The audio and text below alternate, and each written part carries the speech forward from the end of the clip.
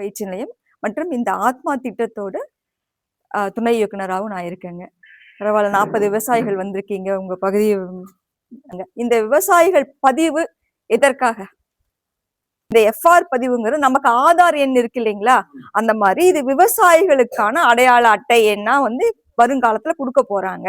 இதன் மூலமா தான் நமக்கான இடுபொருட்கள் மானியம் எல்லாம் கொடுக்குறாங்க இல்லைங்களா. மானியம் ஒரு விவசாயிங்கிறத முடிவு பண்றது, இப்ப ஆத்மா திட்டத்தின் மூலமா இந்த பயிற்சி கொடுக்கறது, உள்ளூர் வெளியூர் பயிற்சி எல்லாம் கூட்டு போறாங்க, வெளி மாநில பயிற்சி எல்லாம் கூட்டு போறாங்க.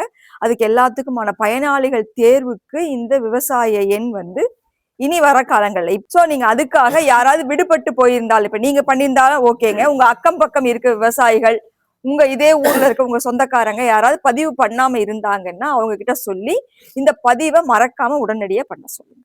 சரிங்களா? இது நம்ம விவசாயிங்கிறதுக்கான அடையாளம். ஃபர்ஸ்ட் ஆதாருங்கிறது நம்ம இந்த நாட்டோட பிரஜைங்கிறதுக்கான அடையாள எண் இல்லைங்களா. அதே மாதிரி இது விவசாயிங்கிறதுக்கான அடையாள அட்டை எண். பிரதம மந்திரியோட பணம் வாங்குறோம் இல்லைங்களா, அதுக்கு கூட நம்ம இந்த எண் இருந்தாதான் வாங்க முடியும்.